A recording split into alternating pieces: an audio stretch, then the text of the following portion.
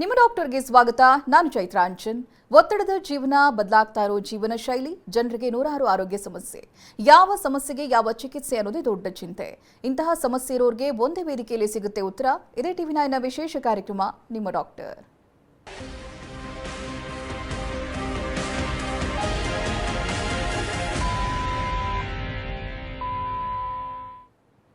ನಮ್ಮ ದೇಹದಲ್ಲಿನ ಪ್ರತಿಯೊಂದು ಅಂಗಾಂಗಗಳು ಕೂಡ ಅತಿ ಮುಖ್ಯವಾಗಿರುತ್ತೆ. ಪ್ರತಿಯೊಂದಕ್ಕೂ ಅದರದೇ ಆದಂಥ ಮಹತ್ವ ಇರುತ್ತೆ. ಯಾವುದೇ ಅಂಗಾಂಗಗಳನ್ನು ನಾವು ಕಡೆಗಣಿಸುವಂತಿಲ್ಲ. ಹೃದಯಕ್ಕೆ ಸಮರ್ಪಕವಾಗಿ ರಕ್ತವನ್ನು ಹರಿಸುವಲ್ಲಿ ರಕ್ತನಾಳಗಳ ಪಾತ್ರ ಬಹುಮುಖ್ಯವಾಗಿರುತ್ತೆ. ಆದರೆ ಕೆಲವರ ದೇಹದಲ್ಲಿನ ಅಸಮರ್ಪಕ ಕ್ರಿಯೆಗಳಿಂದ ಉಬ್ಬಿರುವ ರಕ್ತನಾಳಗಳು ಕಂಡುಬರುತ್ತೆ. ಇದಿಷ್ಟೇ ಅಲ್ಲದೆ ದೀರ್ಘಕಾಲದವರೆಗೆ ಕುಳಿತುಕೊಳ್ಳೋದು ಅಥವಾ ನಿಲ್ಲೋದು, ಹಾರ್ಮೋನುಗಳ ಬದಲಾವಣೆ, ಸಾಕಷ್ಟು ದೈಹಿಕ ಚಟುವಟಿಕೆ ಇಲ್ಲದೆ ಇರೋದು ಕಾಲುಗಳಲ್ಲಿನ ರಕ್ತದ ಹರಿವನ್ನ ಕಡಿಮೆ ಮಾಡುತ್ತೆ. ಇದು ರಕ್ತನಾಳಗಳ ಮೇಲೆ ಗುಳ್ಳೆಗಳ ರಚನೆಗೆ ನೆರವಾಗುತ್ತೆ. ಇದನ್ನ ವೆರಿಕೋಸ್ ವೇನ್ಸ್ ಅಥವಾ ಉಬ್ಬಿರುವ ರಕ್ತನಾಳಗಳು ಅಂತ ಕರೀತಾರೆ. ಈ ಕಾಯಿಲೆಯಿಂದ ಬಳಲುವವರು ಸಾಕಷ್ಟು ಜನ ಇದ್ದಾರೆ. ಆದರೆ ಭಯ ಪಡುವಂತ ಅವಶ್ಯಕತೆ ಇಲ್ಲ, ಯಾಕಂದ್ರೆ ಇದಕ್ಕೆ ಪರಿಣಾಮಕಾರಿ ಚಿಕಿತ್ಸೆ ಇದೆ. ಈ ಬಗ್ಗೆ ಮಾತನಾಡೋದಕ್ಕೆ ನಮ್ಮ ಜೊತೆಗಿದ್ದಾರೆ ನಮ್ಮ ಹೋಮಿಯೋಪತಿಯ ವೈದ್ಯರಾದ ಡಾಕ್ಟರ್ ಲೀನಾ. ಬನ್ನಿ ಅವರೊಂದಿಗೆ ಮಾತನಾಡೋಣ. ನಮಸ್ತೆ ಡಾಕ್ಟರ್, ಕಾರ್ಯಕ್ರಮಕ್ಕೆ ಸ್ವಾಗತ. Thank you. ಮೊದಲಾಗಿ ವೆರಿಕೋಸ್ ವೇನ್ಸ್ ಅಂದ್ರೆ ಏನು, ಯಾರಲ್ಲಿ ಇದು ಹೆಚ್ಚಾಗಿ ಕಂಡು ಬರುತ್ತೆ ಅಂತ? ವೆರಿಕೋಸ್ ವೇನ್ಸ್ ಅಂತಂದರೆ ಕಾಲ್ಗಳಲ್ಲಿರುವಂತಹ ವೇನ್ಸ್ನಲ್ಲಿ, ಅಥವಾ ವೇನ್ಸ್ ಅಂತ ನಾವೇನು ಹೇಳ್ತೀವಿ, ಯಾಕೆ ಕರಿತೀವಿ ಅಂತಂದರೆ ಅದು ಡಿಆಕ್ಸಿಜನೇಟೆಡ್ ಬ್ಲಡ್ನ ಕ್ಯಾರಿ ಮಾಡುವಂತಹ ಸ್ಟ್ರಕ್ಚರ್ಸ್. ಸೊ ಯೂಶಲ್ ಆಗಿ ಕಾಲ್ಗಳಲ್ಲಿ ಎಂಗಾಜ್ಮೆಂಟ್ ಆಗಿರುವಂತಹ ವೇನ್ಸ್ಗೆ, ಟಾರ್ಷಸ್ ಆಗಿರುವಂತಹ ವೇನ್ಸ್ಗೆ, ಉಬ್ಬಿರುವಂತಹ ರಕ್ತನಾಳಗಳಿಗೆ ಮೆಡಿಕಲ್ ಟರ್ಮ್ನಲ್ಲಿ ನಾವು ವೆರಿಕೋಸ್ ವೇನ್ಸ್ ಅಂತ ಕರಿತೀವಿ.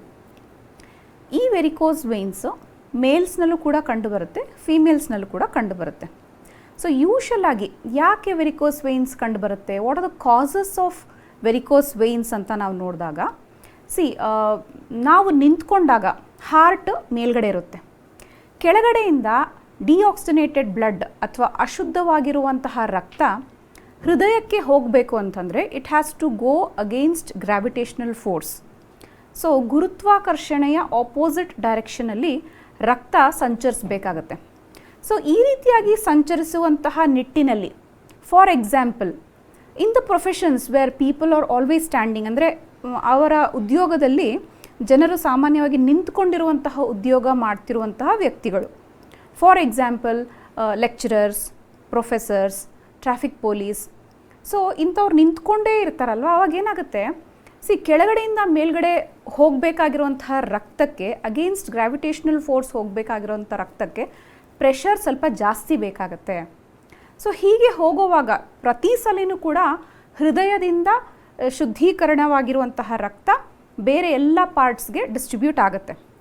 ಸೊ ಅಶುದ್ಧವಾಗಿರುವಂತಹ ರಕ್ತ ಬೇರೆ ಎಲ್ಲ ಪಾರ್ಟ್ಸಿಂದನೂ ಕೂಡ ಹೃದಯಕ್ಕೆ ಹೋಗಿ ಅಲ್ಲಿ ಶುದ್ಧೀಕರಣ ಆಗುವಂಥ ಪ್ರಾಸೆಸ್ಗೆ ಒಳಗಾಗುತ್ತೆ.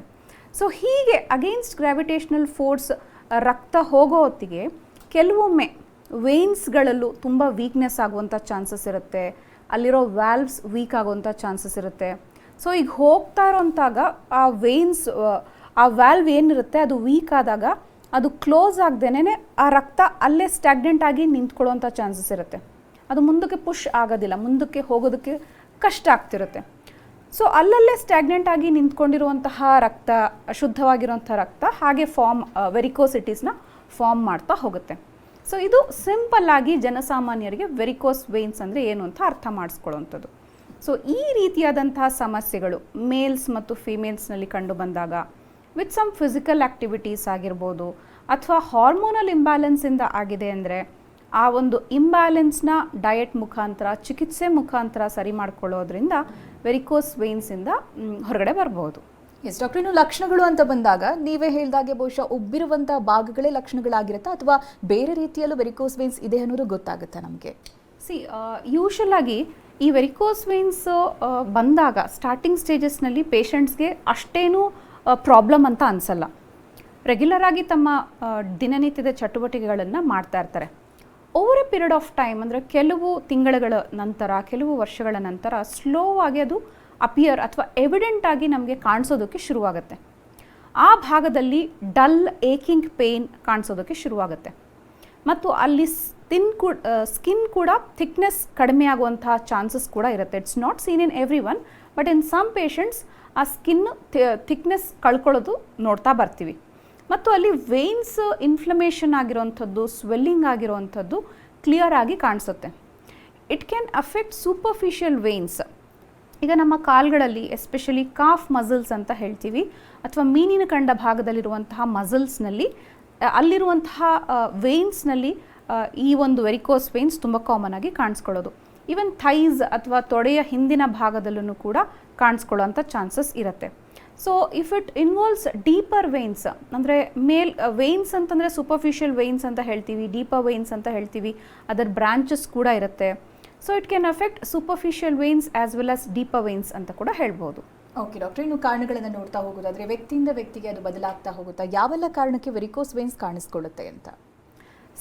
ವೆರಿಕೋಸ್ ವೇನ್ಸ್ ಯೂಶಲ್ ಆಗಿ ತುಂಬ ಹೊತ್ತು ನಿಂತ್ಕೊಂಡು ಕೆಲಸ ಮಾಡೋರಲ್ಲಿ ಮತ್ತು ದೇಹದ ಚಟುವಟಿಕೆ ಬಹಳ ಕಡಿಮೆ ಇರೋರಲ್ಲಿ, for example if they do not go for a walk or do not exercise, ಅಥವಾ ಹಾರ್ಮೋನಲ್ ಇಂಬ್ಯಾಲೆನ್ಸ್ ಇರುವಂತಹ ವ್ಯಕ್ತಿಗಳಲ್ಲಿ, ಒಬೇಸಿಟಿಯಿಂದ ಸಫರ್ ಆಗ್ತಿರುವಂಥ ವ್ಯಕ್ತಿಗಳಲ್ಲಿ, ಆ್ಯಂಡ್ ಡ್ಯೂರಿಂಗ್ ಪ್ರೆಗ್ನೆನ್ಸಿ ಕೂಡ ವೆರಿಕೋಸ್ ವೇನ್ಸ್ ಕಾಣಿಸ್ಕೊಳ್ಳೋಂಥ ಚಾನ್ಸಸ್ ಇರುತ್ತೆ.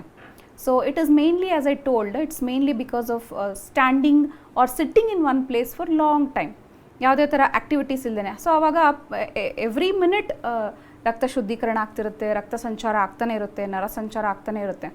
ಸೊ ನೀವು ಆ ರಕ್ತ ಸಂಚಾರಕ್ಕೆ ಹಿತವಾದ ಒಂದು ವಾತಾವರಣ ನಿಮ್ಮ ದೇಹದಲ್ಲಿ ಸೃಷ್ಟಿ ಮಾಡಿಕೊಡ್ಲಿಲ್ಲ ಅಂದಾಗ ಅಲ್ಲಿ ಕಾಯಿಲೆಗಳು ಉತ್ಪತ್ತಿಯಾಗುವಂಥ ಸಾಧ್ಯತೆ ಇರುತ್ತೆ ಅಂತ ಹೇಳ್ಬೋದು. ಓಕೆ ಡಾಕ್ಟರ್, ಇಲ್ಲಿ ವೆರಿಕೋಸ್ ವೇನ್ಸ್ ಅಲ್ಲಿ ಏನಾದರೂ ಟೈಪ್ಸ್ ಇದೆಯಾ? ಬಿಕಾಸ್ ಕೆಲವರಲ್ಲಿ ಬಹಳ ದಪ್ಪನೆಯ ರಕ್ತನಾಳಗಳು ಕಾಣಸಿಗುತ್ತೆ, ಅದೇನಾದರೂ ಬೇರೆ ರೀತಿಯಾದಂಥದ್ದು ಹೇಗೆ ಡಾಕ್ಟರ್? ಕೆಲವರಲ್ಲಿ ಸ್ಪೈಡರ್ ವೇನ್ಸ್ ಅಂತ ಹೇಳ್ತೀವಿ. ಅಂದರೆ ಈ ಸ್ಪೈಡರ್ ವೇನ್ಸ್ ಅಂತಂದರೆ ಸಣ್ಣ ಸಣ್ಣದಾಗಿ purplish or dark greenish appearance. So it can affect mostly the superficial veins. ಇನ್ನು ಕೆಲವರಲ್ಲಿ ದಪ್ಪವಾಗಿರುವಂಥದ್ದು ಮತ್ತು ಆ ಭಾಗದಲ್ಲಿ ತುಂಬಾ ಟಾರ್ಷಸ್ ಆಗಿ ವೇನ್ಸ್ ಸ್ವೆಲ್ಲಿಂಗ್ ಆಗಿರೋವಂಥದ್ದು ಕ್ಲಿಯರ್ ಆಗಿ ಕಾಣಿಸುತ್ತೆ.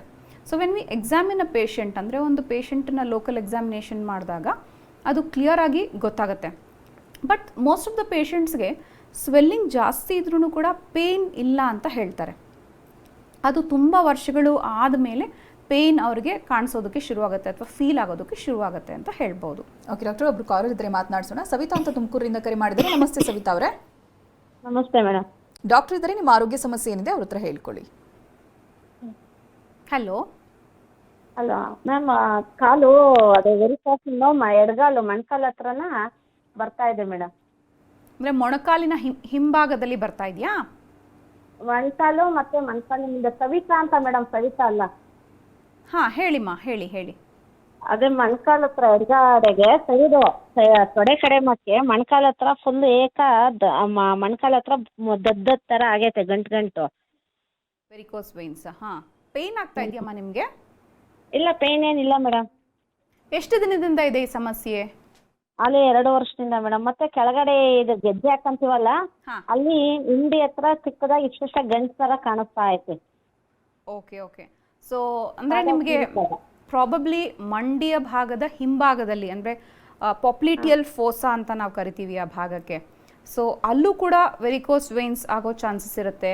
ಮತ್ತು ಮೀನಿನ ಕಂಡದ ಭಾಗದಲ್ಲಿರುವಂತಹ ಮಸಲ್ಸ್ಗಳಲ್ಲಿ, ಅಂದರೆ ಕಾಫ್ ಮಸಲ್ಸ್ ಅಥವಾ ನಿಮ್ಮ ಕಾಲಿನ ಹಿಂಬದಿ ಇರುವಂಥ ಮಸಲ್ಸ್ನಲ್ಲೂ ಕೂಡ ಈ ಸಮಸ್ಯೆ ಕಾಣಿಸ್ಕೊಳ್ಳೋವಂಥದ್ದು.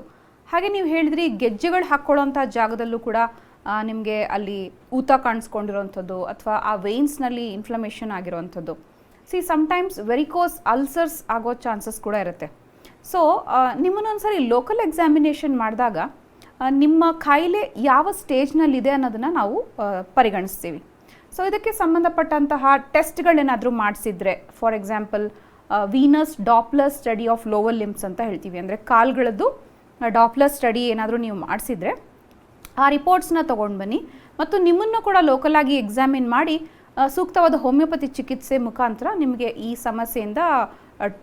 ಈ ಸಮಸ್ಯೆಗೆ ಟ್ರೀಟ್ಮೆಂಟ್ ಕೊಡಲಾಗುತ್ತೆ. ಥ್ಯಾಂಕ್ ಯು ಕವಿತಾ ಅವರೇ ಕರೆ ಮಾಡಿದ್ದಕ್ಕಾಗಿ. ಡಾಕ್ಟರ್, ಇನ್ನು ಮಹಿಳೆಯರು ಹಾಗೆ ಪುರುಷರು ಅಂತ ಬಂದಾಗ ಯಾರಲ್ಲಿ ವೆರಿಕೋಸ್ ವೇನ್ಸ್ ಹೆಚ್ಚಾಗಿ ಕಾಣಸಿಗುತ್ತೆ ಅಂತ? It is seen in both males as well as females. But comparatively ಈಗ ಫೀಮೇಲ್ಸ್ನಲ್ಲಿ ಇಶ್ಯೂಸ್ ಜಾಸ್ತಿ.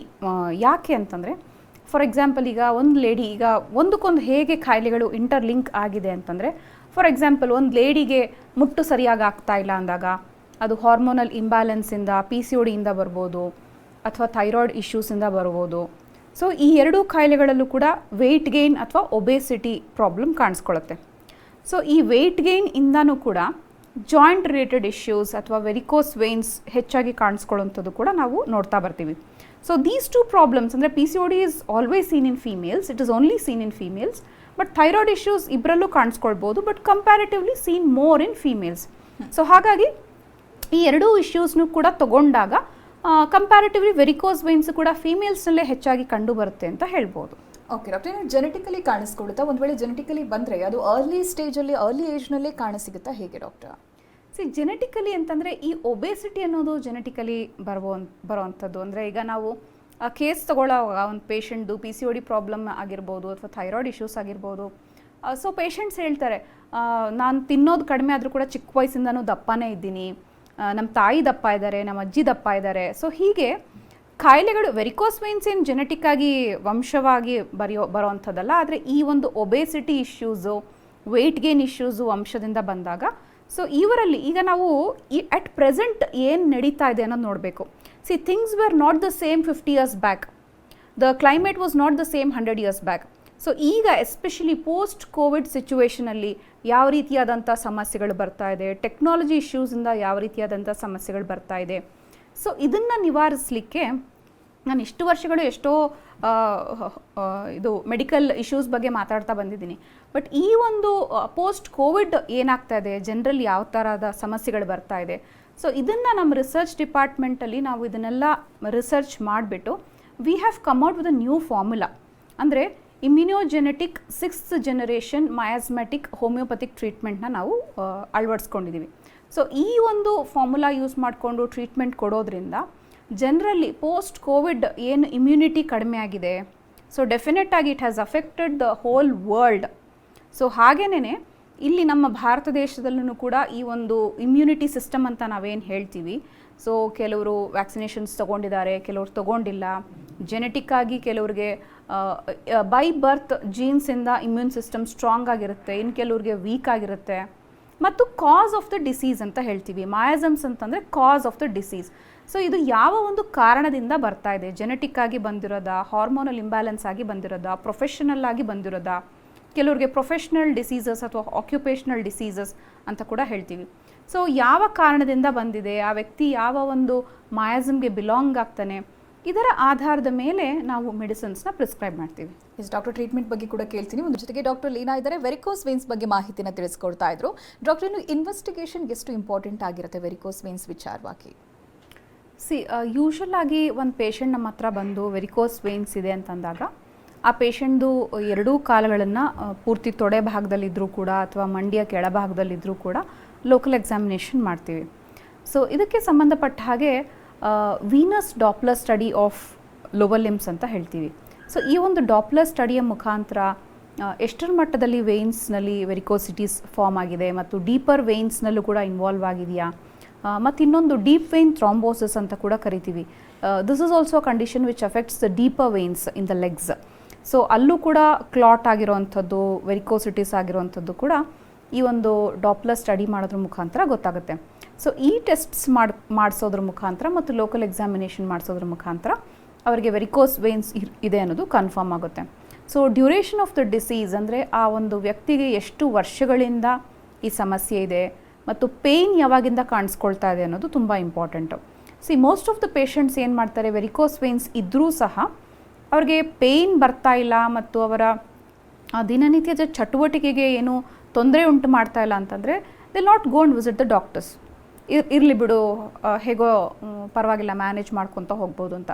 ಯಾವಾಗ ಪೇಯ್ನ್ ಅವ್ರಿಗೆ ತುಂಬಾ ಸಿವಿಯರ್ ಆಗಿ ಕಾಣಿಸ್ಕೊಳ್ಳೋಕೆ ಶುರುವಾಗುತ್ತೆ, ಆಗ ಅವರು ಡಾಕ್ಟರ್ಸ್ನ ವಿಸಿಟ್ ಮಾಡ್ತಾರೆ. ಸೊ ಇಷ್ಟೊತ್ತಿಗಾಗಲೇ ಅದು ಪ್ರಾಬ್ಲಮ್ ಸ್ವಲ್ಪ ಕ್ರಾನಿಕ್ ಆಗಿ ಆಗಿರೋಂಥ ಸಾಧ್ಯತೆಗಳು ಇರುತ್ತೆ.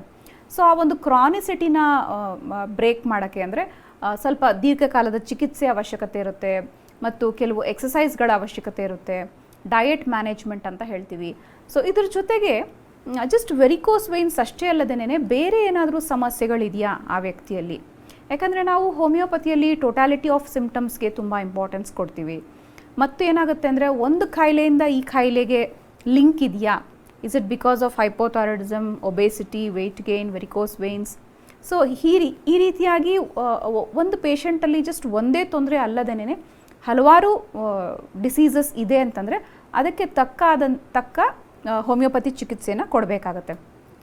ಮತ್ತು ಇವರಿಗೆ ಕಾಂಪ್ಲಿಕೇಶನ್ಸ್ ಆಗದೇ ಇರೋ ಹಾಗೂ ಕೂಡ ಮುನ್ನೆಚ್ಚರಿಕೆ ಕ್ರಮಗಳನ್ನು ಕೂಡ ನಾವು ಪೇಷಂಟ್ಗೆ ಹೇಳ್ತೀವಿ. ಈ ರೀತಿಯಾದಂತಹ ಕ್ರಮಗಳನ್ನು ಮಾಡಬೇಕಾಗುತ್ತೆ, ಇಲ್ಲದಿದ್ದರೆ ಮುಂದೆ ನಿಮಗೆ ಈ ವೆರಿಕೋಸ್ ವೇನ್ಸಿಂದ ಈ ರೀತಿಯಾದಂಥ ಕಾಂಪ್ಲಿಕೇಶನ್ಸ್ ಬರ್ಬೋದು ಅನ್ನೋದ್ರ ಮಾಹಿತಿನೂ ಕೂಡ ಕೊಟ್ಟಿರ್ತೀವಿ.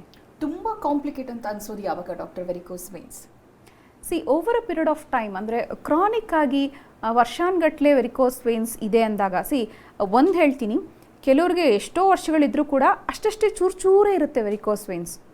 ಸೊ ಅವ್ರಿಗೇನೂ ಬಾಧೆ ಮಾಡಿಲ್ಲ. ಪ್ರಾಬಬ್ಲಿ ಅವರು ವೆರಿಕೋಸ್ ವೇನ್ಸ್ ಇವತ್ತು ಅವ್ರು ನೋಡಿಕೊಂಡ್ರೂ ಕೂಡ ಅವರು ಎಕ್ಸಸೈಸ್ ಮಾಡೋದ್ರ ಮುಖಾಂತರ ಮತ್ತು ಸರಿಯಾದ ವ್ಯಾಯಾಮ ಮಾಡೋದ್ರ ಮುಖಾಂತರ, ಡಯಟ್ ಮುಖಾಂತರನೂ ಕೂಡ, ಮತ್ತು ಕೆಲವು ಪೋಸ್ಚರ್ಸ್ನ ನಾವು ಹೇಳ್ಕೊಡ್ತೀವಿ. ಆ ಪೋಸ್ಚರ್ನಲ್ಲಿ ಪ್ರತಿನಿತ್ಯ 30 to 40 ಮಿನಿಟ್ಸ್ ಆ ಪೋಸ್ಚರ್ನಲ್ಲಿ ಕುತ್ಕೊಂಡಾಗ, ಅಂದರೆ ಫೂಟ್ ಆ್ಯಂಡ್ ಎಲಿವೇಷನ್ ಅಂತ ಹೇಳ್ತೀವಿ. ಸೊ ಈ ರೀತಿ ಮ್ಯಾನೇಜ್ ಮಾಡ್ಕೊಳ್ಳೋದ್ರಿಂದನೂ ಕೂಡ ಹಲವಾರು ಪೇಷಂಟ್ಸು ವರ್ಷಾನುಗಟ್ಟಲೆ ಆದರೂ ಕೂಡ ಆರಾಮಾಗೇ ಇರ್ತಾರೆ. ಬಟ್ ಕೆಲವು ಪೇಷಂಟ್ಸ್ ನೋಡಿಕೊಂಡ್ರೂ ಕೂಡ ಅದಕ್ಕೆ ಸೂಕ್ತವಾದ ಕ್ರಮ ತಗೊಳ್ದೇನೆ, ಸರಿಯಾದ ಚಿಕಿತ್ಸೆ ಸರಿಯಾದ ಟೈಮ್ನಲ್ಲಿ ಚಿಕಿತ್ಸೆ ತಗೊಳ್ಳಿಲ್ಲ ಅಂತಂದಾಗ ಅದು ಕಾಂಪ್ಲಿಕೇಶನ್ಸ್ಗೆ ಎಡೆ ಮಾಡಿಕೊಡುತ್ತೆ. ಕಾಂಪ್ಲಿಕೇಶನ್ಸ್ ಅಂತಂದರೆ ಈಗ ಫಾರ್ ಎಕ್ಸಾಂಪಲ್ ವೆರಿಕೋಸ್ ವೇನ್ಸ್ ಹೆಚ್ಚಾದಾಗ ಅಲ್ಲಿ ಸ್ಕಿನ್ ಡಿಸ್ಕಲರೇಷನ್ ಆಗುವಂಥ ಚಾನ್ಸಸ್ ಇರುತ್ತೆ, ವೆರಿಕೋಸ್ ಅಲ್ಸರ್ಸ್ ಆಗುವಂಥ ಚಾನ್ಸಸ್ ಇರುತ್ತೆ. ಸೊ ಆ ಭಾಗದಲ್ಲಿ if you are fair, we can make out that the skin has become dark brown in color or sometimes even blackish in color. ಕಪ್ಪಗೆ ಅಥವಾ brown colour ಆಗಿ ತಿರುಗಿರುತ್ತೆ ಅಲ್ಲಿ ಆ ಭಾಗದಲ್ಲಿರುವಂತಹ ಚರ್ಮ. ಮತ್ತು ಅಫ್ಕೋರ್ಸ್ ವೆರಿಕೋಸ್ ವೇನ್ಸು ಪರ್ಪ್ಲಿಶ್ ಆಗಿ ಕಾಣಿಸ್ಕೊಳ್ಳುವಂಥದ್ದು ಮತ್ತು ಡಾರ್ಕ್ ಗ್ರೀನ್ ಕಲರ್ನಲ್ಲಿ ಕಾಣಿಸ್ಕೊಳ್ಳುವಂಥ ವೆರಿಕೋಸ್ ವೇನ್ಸ್. ರಕ್ತನಾಳಗಳು because they carry the deoxygenated blood, they are like greenish ಆಗಿ ಕಾಣಿಸ್ಕೊಳ್ಳುತ್ತೆ. ಸೊ ಈ ರೀತಿಯಾದಂತಹ ಕಾಂಪ್ಲಿಕೇಶನ್ಸ್ನ ಎದುರಿಸೋ ಮುಂಚೆನೇ ಪ್ರಾಬ್ಲಮ್ ಡಿಟೆಕ್ಟ್ ಆಗಿದೆ, ಮೈನರ್ ಆಗಿ ಸ್ವಲ್ಪ ಮಟ್ಟದಲ್ಲಿ ಪೇಯ್ನ್ ಕಾಣಿಸ್ಕೊಳ್ತಿದೆ ಅಂದಾಗ ಸೂಕ್ತವಾದ ಚಿಕಿತ್ಸೆ ತಗೊಳ್ಳೋದು ಉತ್ತಮ ಅಂತ ಹೇಳ್ಬೋದು. ಡಾಕ್ಟರ್, ಯಾರಲ್ಲಿ ಹೆಚ್ಚಾಗಿ ರಿಪೀಟೆಡ್ ಆಗಿ ವೆರಿಕೋಸ್ ವೇನ್ಸ್ ಕಾಣಿಸ್ಕೊಳ್ಳುತ್ತೆ ಚಿಕಿತ್ಸೆ ಆದ ನಂತರನೂ ಕೂಡ, ಯಾಕಾಗಿ ಆ ರೀತಿಯಾಗಿ ಆಗುತ್ತೆ ಅಂತ? ಏನು ಮಾಡ್ತಾರೆ ಇವಾಗಿನ ಪೇಷಂಟ್ಸು, ತುಂಬ ಬೇಗ they expect results very soon. So ಕೆಲವು ಪ್ರೊಸೀಜರ್ಸ್ ಇದೆ ವೆರಿಕೋಸ್ ವೇನ್ಸ್. ಸೊ ಕೆಲವು ಸರಿ ಏನಾಗ್ಬಿಡುತ್ತೆ, ಜಸ್ಟ್ 1 or 2 ವೇನ್ಸ್ನ ಅವರು ಕೆಲವು ಪ್ರೊಸೀಜರ್ ಮುಖಾಂತರ ಅದನ್ನು ಸರಿ ಮಾಡಿಸ್ಕೊಂಡು ತದನಂತರ ಅವರು ಪ್ರಿಕಾಷನ್ಸ್ ತಗೊಳ್ಳದೇ ಇದ್ದಾಗ, ಅಥವಾ ಮತ್ತೆ ವೆರಿಕೋಸ್ ವೇನ್ಸ್ ನಮ್ಮಲ್ಲಿ ಬರಬಾರ್ದು ಅಂತ ಅವರು if they don't keep up the measures, ಆಗ ಮತ್ತೆ because this not only single vein in our legs, there are many veins in our lower limbs. So ಈಗ ಒಂದು ವೇನ್ಗೆ ಅಫೆಕ್ಟ್ ಆಗಿ ನೀವು ಆ ಒಂದು ವೇನ್ಗೆ ಪ್ರೊಸೀಜರ್ ಮುಖಾಂತರ ಆ ಒಂದು ವೆರಿಕೋಸಿಟೀಸ್ನ ರಿಮೂವ್ ಮಾಡಿಸಿದ್ರು ಕೂಡ it can affect many veins, many other veins. So ನೀವು ಅದನ್ನು ನಿಮ್ಮ ಟೆಂಡೆನ್ಸಿ ನಿಮ್ಮ ಬಾಡಿಯಲ್ಲಿ ಗೊತ್ತಿರುತ್ತೆ ನಿಮಗೆ ಯಾವ ಥರ ಕಾಯಿಲೆಗಳು ಬರುತ್ತೆ ಅಂತ. ಎಲ್ಲರಿಗೂ ವೆರಿಕೋಸ್ ವೇನ್ಸ್ ಬರಲ್ಲ, ಎಲ್ಲ ಟ್ರಾಫಿಕ್ ಪೊಲೀಸ್ಗೂ ವೆರಿಕೋಸ್ ವೇನ್ಸ್ ಬಂದಿರಲ್ಲ, ಎಲ್ಲ ಪ್ರೊಫೆಸರ್ಸ್ಗೂ ವೆರಿಕೋಸ್ ವೇನ್ಸ್ ಬಂದಿರಲ್ಲ. ಸೊ ನಿಮ್ಮ ಬಾಡಿಯ ಕಾನ್ಸ್ಟಿಟ್ಯೂಷನ್ ತಕ್ಕನಾಗಿ ನಿಮಗೆ ಕಾಯಿಲೆಗಳು ಬರೋವಂಥ ಸಾಧ್ಯತೆ ಇರುತ್ತೆ. ಸೊ ಒಂದು ಸಾರಿ ನಿಮ್ಗೆ ಈಗಾಗಲೇ ವೆರಿಕೋಸ್ ವೇನ್ಸ್ ಬಂದಿದೆ, ಅದನ್ನು ಏನೋ ಒಂದು ಚಿಕಿತ್ಸೆ ತೊಗೊಂಡು ಸರಿ ಮಾಡಿಸ್ಕೊಂಡಿದ್ದೀರಾ ಅಂದರೆ ಮುಂದೆನೂ ಕೂಡ ನಿಮಗೆ ಆಫ್ಟರ್ ಫ್ಯೂ ಇಯರ್ಸ್ ಮತ್ತೆ ಬರುವಂಥ ಚಾನ್ಸಸ್ ಇರುತ್ತೆ. ಸೊ ಅದು ಬರಬಾರ್ದು ಅಂತ ನೀವು ಮುನ್ನೆಚ್ಚರಿಕೆಯಾಗಿ ಪ್ರಿಕಾಷನರಿ ಮೆಷರ್ಸ್ನ ತಗೊಂಡು ಸರಿಯಾದ ವ್ಯಾಯಾಮ ಮತ್ತು ಡಯಟನ್ನು ಮೇಂಟೈನ್ ಮಾಡ್ಕೊತಾ ಬಂತು ಅಂತಂದರೆ ಅದು ಬರದೇ ಇರೋ ಹಾಗೂ ಕೂಡ ಮೇಂಟೈನ್ ಮಾಡ್ಬೋದು. ಡಾಕ್ಟರ್, ಇನ್ನು ಕೊನೆಯದಾಗಿ ನಮ್ಮ ಹೋಮಿಯೋಪತಿಯಲ್ಲಿ ಚಿಕಿತ್ಸೆ ಯಾವ ರೀತಿಯಾಗಿರುತ್ತೆ ವೆರಿಕೋಸ್ ವೇನ್ಸ್ ಎಷ್ಟೇ ಕಾಂಪ್ಲಿಕೇಟ್ ಆಗಿದ್ರು ಕೂಡ? ನಮ್ಮ ಹೋಮಿಯೋಪತಿಯಲ್ಲಿ ಪೋಸ್ಟ್ ಕೋವಿಡ್ ನಾವು ತುಂಬಾ ರಿಸರ್ಚ್ ಮಾಡ್ತಾ ಇದ್ದೀವಿ, not only on varicose veins but on many other issues, medical issues. So ಇಲ್ಲಿ ನಾವು ತುಂಬ ಇಂಪಾರ್ಟೆನ್ಸ್ ಕೊಡುವಂಥ ಫಾರ್ಮುಲಾ ಅಂತಂದರೆ ಇಮ್ಯುನೋಜೆನಿಕ್ ಮಯಾಸ್ಮ್ಯಾಟಿಕ್ 6th ಜನರೇಷನ್ ಹೋಮಿಯೋಪತಿಕ್ ಟ್ರೀಟ್ಮೆಂಟ್.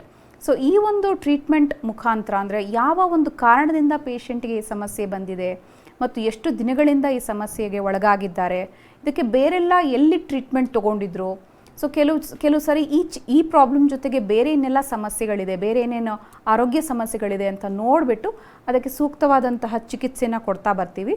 ಇದ್ರ ಜೊತೆಗೆ ಅಫ್ಕೋರ್ಸ್ ಡಯಟ್ ಮೇಂಟೈನ್ ಮಾಡುವಂಥದ್ದು, ಸೂಕ್ತವಾದ ವ್ಯಾಯಾಮ ಮಾಡುವಂಥದ್ದು, ಮಿನಿಮಮ್ 30 to 40 ಮಿನಿಟ್ಸ್ ವಾಕಿಂಗ್ ಮಾಡೋದ್ರ ಜೊತೆಗೆ ನಮ್ಮ ಮೆಡಿಸಿನ್ಸ್ ತೊಗೊಂಡಾಗ ಡೆಫಿನೆಟ್ ಆಗಿ ವೆರಿಕೋಸ್ ವೇನ್ಸ್ ಯಾವುದೇ ಥರದ ಸರ್ಜರಿ ಇಲ್ಲದೇನೆ ಅದಕ್ಕೆ ಚಿಕಿತ್ಸೆ ಪಡ್ಕೋಬಹುದು. ಓಕೆ ಡಾಕ್ಟರ್, ಇವತ್ತಿನ ಕಾರ್ಯಕ್ರಮದಲ್ಲಿ ವೆರಿಕೋಸ್ ವೇನ್ಸ್ ಬಗ್ಗೆ ಬಹಳ ವಿವರವಾಗಿ ಮಾಹಿತಿನ ತಿಳಿಸ್ಕೊಟ್ಟಿದ್ದೀರಾ, ಧನ್ಯವಾದಗಳು ನಿಮಗೆ. ವೆಲ್ಕಮ್. ಇದುವರೆಗೆ ನಮ್ಮ ಜೊತೆಗಿದ್ದು ನಮ್ಮ ಹೋಮಿಯೋಪತಿಯ ಡಾಕ್ಟರ್ ಲೀನಾ ಅವರು. ನೇರ ಭೇಟಿಗಾಗಿರುವಂಥ ನಂಬರ್ ಹಾಗೆ ವಿಳಾಸವನ್ನು ನೋಟ್ ಮಾಡ್ಕೊಳ್ಳಿ. ನಮ್ಮ ಹೋಮಿಯೋಪತಿ ಬೆಂಗಳೂರು ಶಾಖೆಗಳು ಮಲ್ಲೇಶ್ವರಂ ಹಾಗೆ ಜಯನಗರ, ಇತರ ಶಾಖೆಗಳು ಹುಬ್ಬಳ್ಳಿ, ಮೈಸೂರು, ದಾವಣಗೆರೆ, ಕಲಬುರಗಿ, ಹಾಸನ, ಶಿವಮೊಗ್ಗ, ಹೊಸಪೇಟೆ, ಬೆಳಗಾವಿ, ಉಡುಪಿ.